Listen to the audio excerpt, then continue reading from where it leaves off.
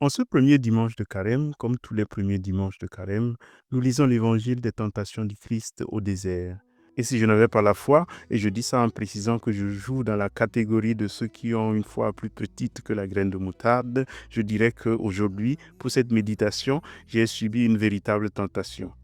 Non, je n'ai pas été flagellé par le démon pendant la nuit, si c'est à ce à quoi vous pensez. Car vous savez, la tentation ne passe pas toujours par là. Mais souvent, le diable vous gâte. Il ne vous affame pas, il vous gave tellement de pain que vous en mourrez. Ou il vous comble tellement d'inspiration que vous vous y perdez.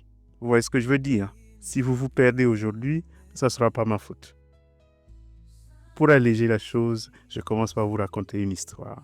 C'est une histoire abracadabrante, et vous la connaissez sûrement. C'est un conte du poète danois Andersen qui s'intitule « Les habits neufs de l'empereur ». Il était une fois un empereur qui adorait les beaux habits au point d'en changer sans arrêt. Un jour, deux escrocs débarquent dans son royaume et lui promettent un tissu révolutionnaire. Le tissu était si révolutionnaire que les idiots ou les incompétents seraient incapables de le voir. Intrigué, l'empereur passe commande d'un beau vêtement taillé dans ce tissu sans égal. Les escrocs s'affairent sur du vide. L'empereur vient jeter un œil, il ne voit rien. Mais il garde le silence. Il ne veut évidemment pas être le premier à avoir l'air bête dans tout son royaume. Il envoie ses ministres inspecter. Ils y vont et reviennent, disent que c'est très beau, car ils n'osent pas non plus avouer qu'ils ne voient rien. Le grand jour arrive, les filous habillent l'empereur et il parade dans la rue. Tout le monde fait semblant et applaudit, jusqu'à ce qu'un enfant s'exclame « Mais le roi est nu !» Silence.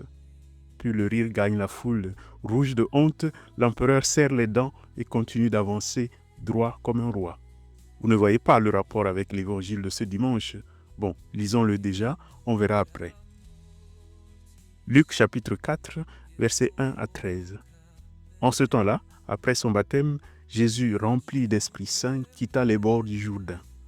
Dans l'esprit, il fut conduit à travers le désert où pendant 40 jours il fut tenté par le diable. Il ne mangea rien durant ces jours-là, et quand ce temps fut écoulé, il eut faim.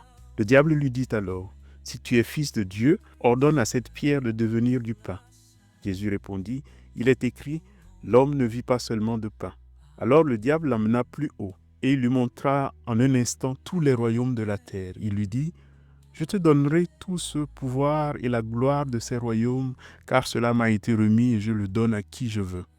Donc toi, si tu te prosternes devant moi, tu auras tout cela. » Jésus lui répondit, « Il est écrit, c'est devant le Seigneur ton Dieu que tu te prosterneras, à lui seul tu rendras un culte. » Puis le diable le conduisit à Jérusalem, le plaça au sommet du temple et lui dit, « Si tu es fils de Dieu, d'ici, jette-toi en bas.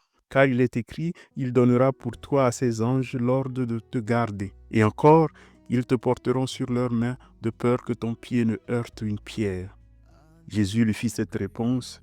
Il est dit, « Tu ne mettras pas à l'épreuve le Seigneur ton Dieu. » Ayant ainsi épuisé toutes les formes de tentation, le diable s'éloigna de Jésus jusqu'au moment fixé. Le plus curieux dans cet évangile, je trouve, c'est le fait que le diable dise que tous les royaumes de la terre lui appartiennent. Ce n'est peut-être même pas ça le plus curieux, c'est que, en face, Jésus en semble si convaincu qu'il ne le conteste même pas.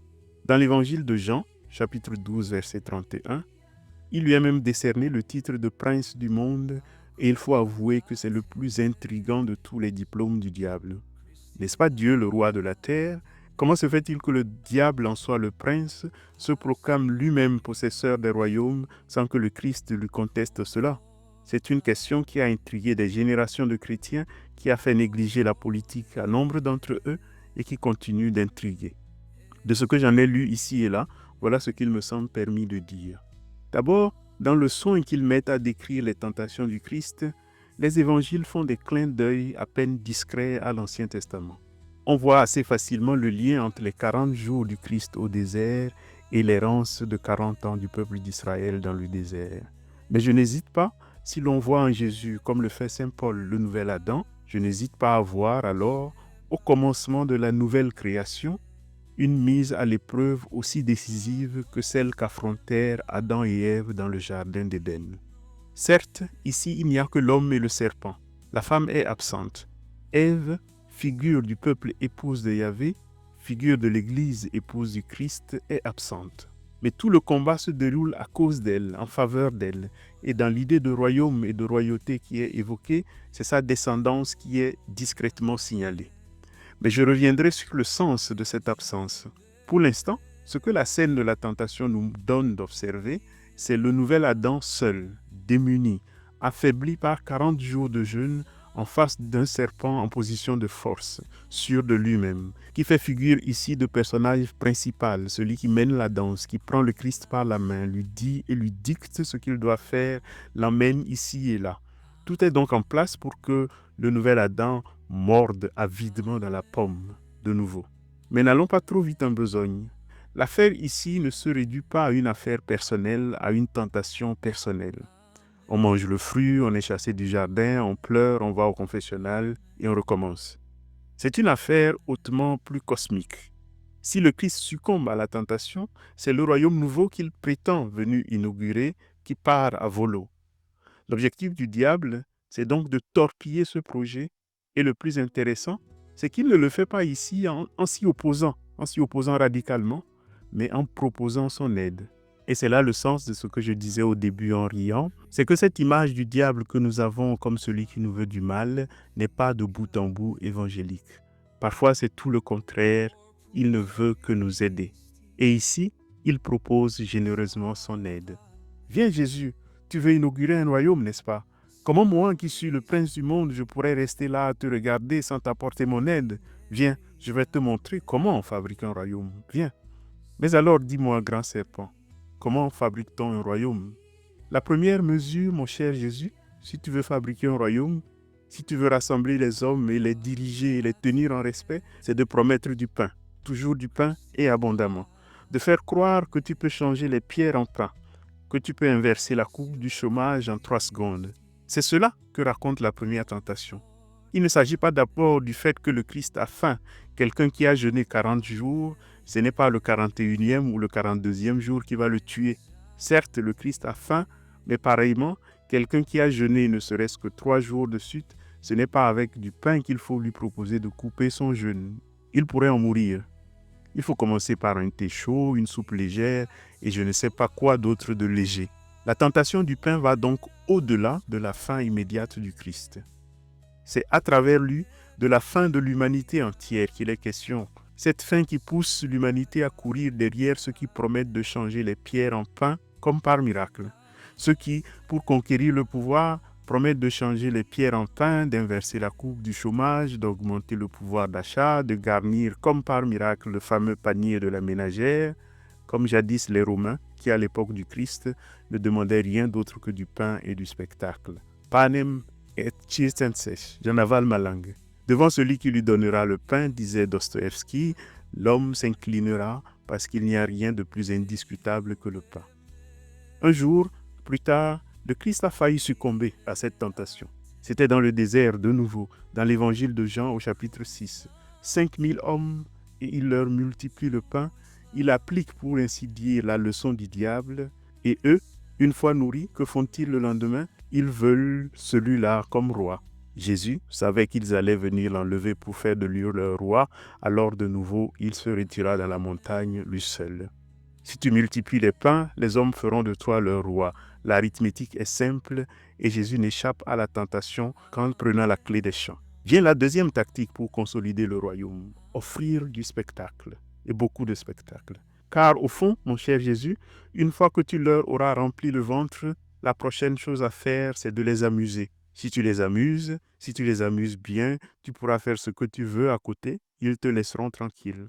Car une fois qu'il a la panse pleine, que fait l'homme ordinaire, c'est-à-dire vous et moi? Il s'assied devant la télé. Il va sur TikTok, il regarde les gens sauter du haut du temple et il applaudit. Tel est ce que dit la tentation que Luc place en 3e position, la tentation du spectacle qui consiste à sauter du haut du temple. Le diable demande au Christ de monter au pinacle du temple et de se jeter en l'air pour le plaisir de voir les anges débarquer pour le recueillir entre leurs mains. C'est du spectacle gratuit. Si ça marche, le peuple spectateur criera « Oh, oh !» et applaudira. Et si ça ne marche pas, le même peuple criera « Oh, oh !» en voyant le prestidigitateur s'écraser sur le sol et chacun rentrera chez lui manger sa soupe et se coucher. L'essentiel, c'est que le spectacle ait lieu. Le Barça a gagné, le Barça a perdu, peu importe. L'essentiel, c'est que le Barça a joué.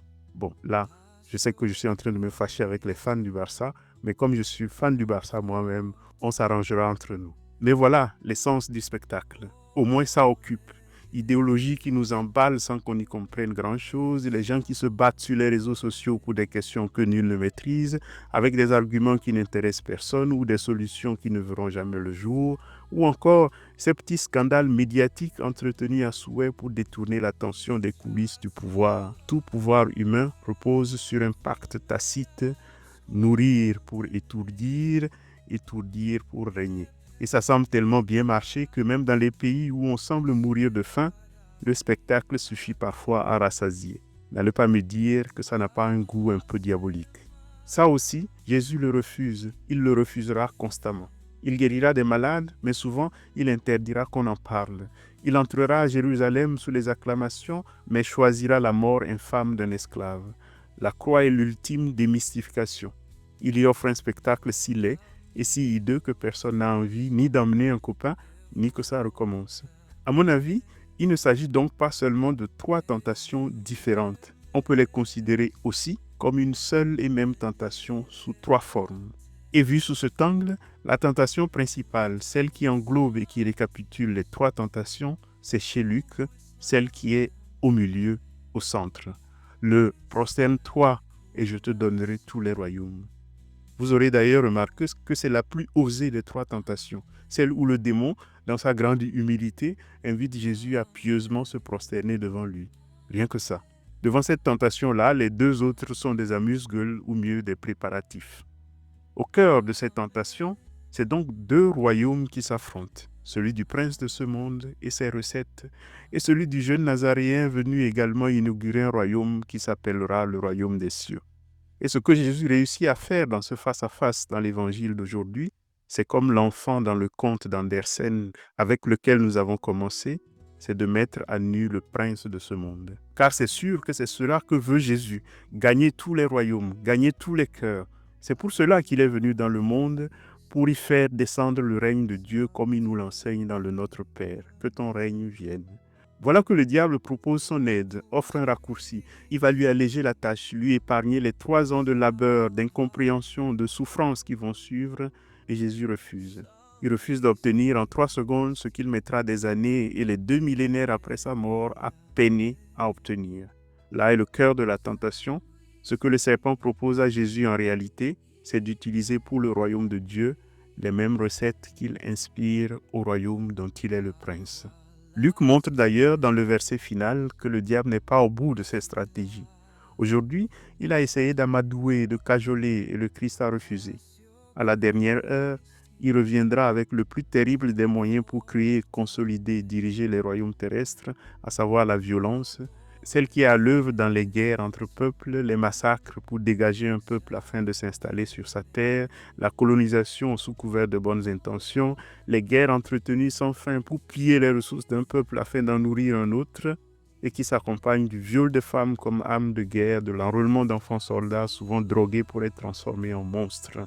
On ne peut pas regarder tout cela, voir comment la politique fonctionne sans avoir un haut le cœur. À défaut d'avoir réussi avec la méthode douce aujourd'hui, le démon reviendra à la fin avec la menace. Il poussera le Christ à la tentation de faire comme tout le monde, de faire descendre à son tour une armée d'anges du ciel pour combattre pour lui. Mais là, comme aujourd'hui, le Christ résistera. Le royaume qu'il veut fabriquer, lui, repose sur d'autres valeurs. Dans son royaume, à lui, on mangera aussi du pain. Mais dit-il, c'est un pain qui nourrit de façon éternelle, c'est un pain qui permet de ne plus avoir faim, de ne pas revenir encore et encore courber l'échine pour qu'on daigne vous mettre un morceau dans la main. C'est un royaume où il y a aussi du spectacle, mais je l'ai dit, c'est un spectacle qui n'a rien de séduisant, pas dans le genre du film Make America Great Again, qui a beaucoup de succès en ce moment. Son spectacle à lui visera même non pas à nous montrer une scène, mais à nous en dévoiler les coulisses. Il mourra nu, refusant de faire semblant d'être habillé comme notre empereur du début.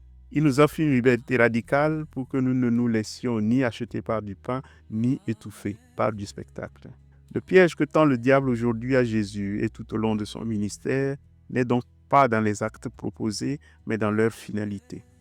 Faire du royaume de Dieu une copie des empires humains, aider à réaliser le royaume sans passer par la croix, aider à réaliser l'évangile par des moyens non évangéliques. Jésus, tel l'enfant du conte, refuse de jouer le jeu. Et voilà comment il introduit un craquellement, un tout petit craquellement dans le royaume de Satan. Désormais, il suffira d'un enfant qui crie « Le roi est nu !» d'un prophète qui refuse de plier le genou, d'un crucifié qui pardonne pour que l'édifice tremble et menace de s'écrouler. Voilà comment le nouvel Adam inflige une défaite cuisante au serpent. Mais je l'ai dit, il y a un détail qui manque. Dans la scène du désert aujourd'hui, la femme est absente. Ève n'est pas là.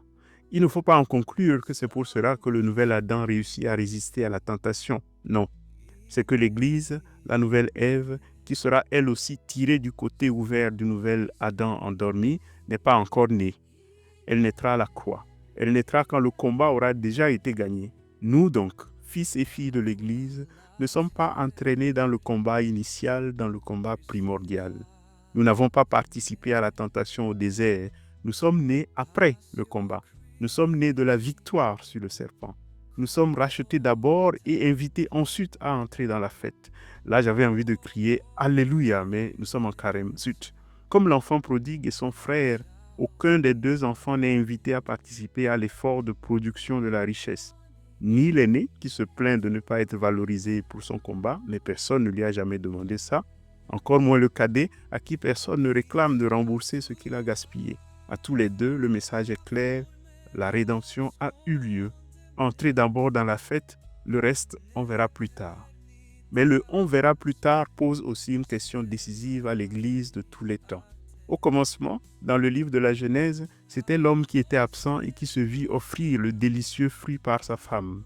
Ici, c'est la femme qui est absente et la question est, quand elle viendra, acceptera-t-elle de manger le fruit nouveau, le fruit non truqué que lui donnera le nouvel Adam? Ou pour parler plus clairement, l'Église, qui est l'épouse du Christ, acceptera-t-elle de suivre son époux sur ce chemin exigeant qui consiste, comme pour cet enfant au milieu de la foule, à crier quand ça ne va pas, à oser dire que le roi est nu? Osera-t-elle? Acceptera-t-elle? Il n'y a qu'à voir l'histoire de l'Église, ses longues tribulations avec elle-même pour comprendre qu'elle est guettée par les mêmes tentations, la tentation qui consiste à vouloir contourner la croix dans l'intention de mieux réaliser l'Évangile, de réaliser l'Évangile par des moyens non évangéliques. Mais c'est pourquoi elle est appelée à la vigilance de chaque instant. Vigilance devant le fait que le diable n'est pas toujours dans ceux qui lui veulent du mal, mais dans ceux qui veulent l'aider à faire plus efficace, plus vite, plus pieux que son Seigneur. Car le diable est aussi celui qui a pour vous des solutions clés en main. Ce n'est pas celui qui vous affame, c'est celui qui vous donne à manger tellement que votre ventre va éclater. Ce n'est pas celui qui vous plonge dans l'obscurité, c'est le prince de la lumière, c'est celui qui vous éclaire tellement que vous en êtes ébloui ou aveuglé et tombé dans le fossé. Ce n'est pas celui qui vous prive d'honneur, c'est celui qui vous élève tellement que le jour où il vous lâche, votre écrasement est si complet qu'il n'y a plus rien à ramasser. Mais comme je l'ai dit, c'est un curieux combat que nous menons, dans lequel la victoire est derrière nous et pas devant nous. On peut parfois tomber, et pourvu qu'on se relève, on n'aura à jamais sa place dans l'histoire. Alléluia. Ah, zut. À dimanche.